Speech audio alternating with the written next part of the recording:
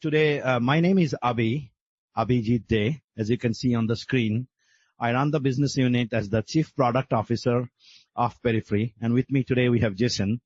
Go ahead, Jason. Yeah, so Jason Purr, I'm the CTO of M&E Solutions for Perifery.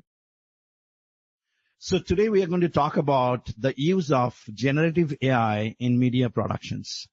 But let's take a pause and talk about what is generative AI. The content here is to find the data, to find the content, to find what you're looking for using AI. And there's a lot of AI talks around the town. Everybody is doing something around AI. We at Perifery Solutions Lab wanted to really solve a problem that is there in media productions, in media post-productions. And Jason will walk you through how we are looking at solving that problem. But if you really take a step back and look at what is generative AI.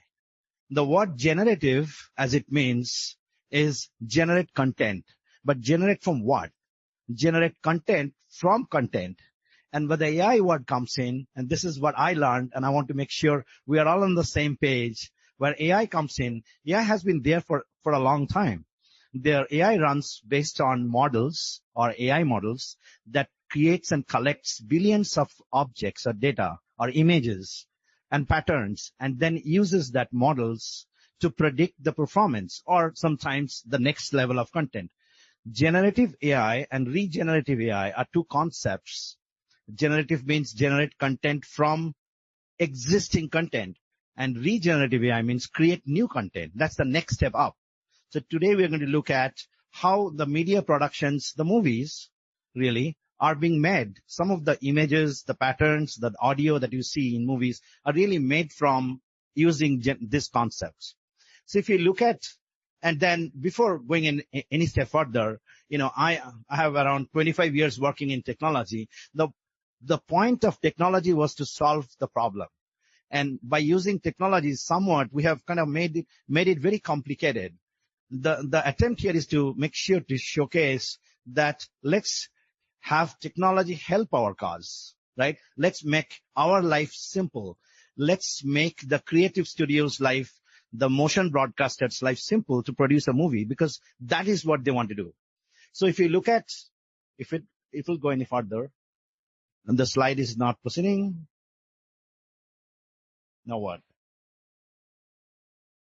Okay, so when we created the Avatar movie, part 1, part 2, we created the starting of this. We used this long time back, creating the creatives to do stuff that people used to do. Engineers, many engineers used to do each and every step of a movie. But in Avatar 1 and 2, we showed the world that you can do most of these tasks using language models, using AI. We moved on to special effect creation. And these are examples of how the motion picture industry has used it, right? Script analysis. These are cases where we have been successfully using this technology for a long time now. So if you look at, keep going like that, all these tasks have been done for years and years in Hollywood by people. So AI just makes it faster, easier, doing these tasks, mundane tasks really, in the life cycle of a making of a movie. So if you go this year or last year, when we launched the movie Barbie in Hollywood, right? Very popular movie. There's a lot of creatives came in. A lot of that creatives are based on rapid image creation. All these things have been done using generative AI. So if you look at the Barbie movie, there's a lot of actors and actresses and things going on, but there's a huge part of that movie which is done by machines, which used to be done by engineers. Again, stressing the same point. This is huge innovation on the creative labs, right? But then it doesn't reduce the work for people. What it really does is enhances the speed at which motion pictures can be produced. That's really the point, right?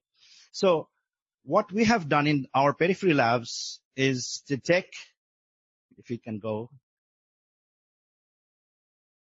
to take that concept of using generative AI in media or productions to leverage and enhance the description of the content of media that actually helps motion picture broadcasters, media personnels to add more description to the data, which traditionally we call metadata. So let me introduce you, Jason, again to showcase a solution that we're working on in our labs, which will help reduce the stress for creative motion picture production and both post-production. So, Jason? Yeah, here, let me suspend. Yep. All right, thank you. So, we have a lot of fun stuff that we're doing now here. For the past 12 years, I've worked in the world of media asset management systems. I've worked with every MAM system out there, and we've seen a lot of things change over the years with those systems. But the idea of these MAM systems was always to be able to help people actually find their content, to be able to automate processes of ingest, automate processes of distribution, and be able to just make things simpler. The problem with these MAM systems is that they sit in front of the storage, and you have these vast libraries of content. People tend to have millions and millions of assets, and you just don't know where anything is. And if you have a MAM system, it's not uncommon that we'd deploy a MAM system for someone, build 20, 30 metadata fields. You come back 6 months later, maybe 2 metadata fields are getting filled out if you're lucky. You come back a year or two later, and you don't even know if anyone's filling anything out. And the problem is, it's like you have this vast library of content, and in front of you is this insanely complicated looking card catalog that for the very few people who actually know how to use it, it's really powerful and it can do great things. But for most people, when they come across this thing, they just want to turn around and walk away or go ask someone else to go try and use it for them. And it's not really going to help you find anything. So what we wanted to do is say, how can we leverage AI to change this?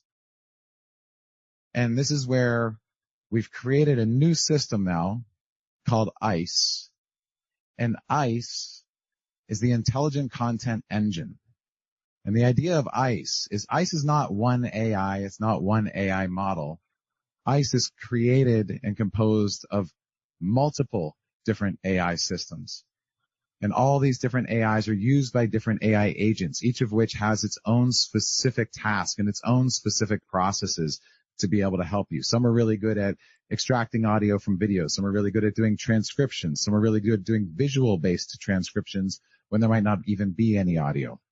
But the point is, we leverage all these tools to be able to extract as much information as possible from that content, video, audio, images, documents. And then we take that information and send it into a vector database where it can be stored and recalled later. And of all these different agents we have, one of the most important agents is this one, Amy. Amy, our artificial intelligence multimodal emissary. You like that? Or AI, me. So Amy is there to actually be able to help you answer questions, to be able to instruct the other AI models, to be able to find anything across your content. Come on. With Amy, you don't need metadata. You don't need to actually have the fields. You don't need to know exactly what to search for. All you need to do is ask.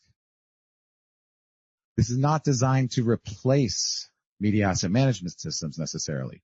There's plenty of places where you still need a MAM. We still integrate with MAM systems. Amy and these agents can send metadata into those systems sometimes and can work with those systems. But here's the thing. A MAM system is way overly complicated to just finding content.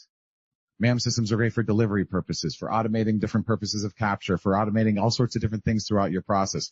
I'm not saying you get rid of those. But for the other 90% of your organization that you don't want to train and who doesn't want to be trained and doesn't need something that complex, we want something simple to just find the content. And one other really important difference here is in the world of metadata, in the world of traditional metadata, what we had is the concept of your standard databases where you have metadata fields that have metadata values in your standard database. And the problem with that is This metadata field has exactly this metadata value. And to be able to search for it, you better know at least the first couple letters of this metadata value, or you will never ever find that asset you're looking for. In the world of AI, one of the most important distinctions and differences is the fact that AI does not remember data in terms of text. It does not store data in terms of tables. We store data into something called a vector database, which just basically means that every piece of information that Amy learns is stored as numbers. It's stored as math. And that means that if I take an image, I take a video, and I might describe it one way. You think about it as like a plot. I describe it this way. Albie describes it that way. Someone else describes it this way. And then when you go to search for it, you describe it this way. All those different ways of description are different points in a similar vector space is what they call it. As long as those things are close together, you will find that content. It doesn't matter what the first person called it. It doesn't matter what the second person called it. As long as it's similar, you will find it. And that is the power that makes AI search so superior to what we've been doing for the past 12 years of asset management systems. All of this is working now, today, and you can see it down at our booth downstairs. This is transformative in the way we approach it. This is why this is not an asset management system. This is an intelligent content engine that's powered by a series of AI agents. This is ICE. Always ready, virtual librarian, so that your people can focus on innovation and not be focused on those repetitive, mundane tasks of creating metadata, of sifting through metadata, of having to do these laborious searches. With Amy, all you need to do is ask. Now, I had a couple slides to show a little bit because I can't actually run it live here, but you can come downstairs and we can definitely show you a live demo. There we go. So this is a quick look at what this interface looks like. And it's very familiar. It's like your chat interface that everyone's familiar with from things like ChatGPT. However, the difference is we ask for a piece of content, and then once we ask for that piece of content, the first response might be that there's 20 videos or there's 200 videos or there's 1,000 videos. So then you can refine throughout this conversation and ask more detailed questions until it gets smaller and smaller. And then at any point in time, you can actually click into one of these responses. Let's go ahead to the next one, please. Oh, there we go. Cool. And we're generating thumbnails on the fly. We're actually extracting those thumbnails from videos, from images, and we're using adaptive bitrate streaming to be able to play back proxy. So we're not generating proxy, which means if you have millions and millions of assets, you're not going to be sitting there for days or weeks or months waiting for all these proxies to generate. We can deploy into a system with petabytes and petabytes of data and be able to have visualization immediately. When you look at these assets, the other thing is you don't have metadata. So what we aren't showing here is when you hover over one of these assets, instead of metadata, what you get is reasoning. Why is this asset relevant to the question you asked, to the task you're trying to accomplish? It's about being an intelligent content engine and an assistant, something that is helping you find exactly what you need. So that's ICE. That's Amy. And we hope you guys will come down and check it out. So thanks, Jason. So as you saw, from making movies in production, post-production, to creating content and rich metadata. Can I call it metadata? Okay. Enriched metadata. Jason doesn't like the word metadata, but let's call it description of the data. So that search access of the data, which is sitting in your storage solution in the back end, that becomes faster, accessible. You can find the data right when you want, but you don't need to know exactly the data. You kind of have to know what that data should look like. In this case, you can look for a red car, that's obvious, or you can look for a car that has GPS on it. It doesn't matter.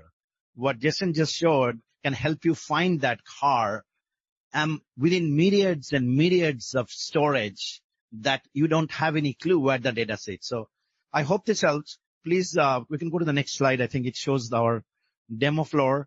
We are downstairs today and tomorrow showing you SL.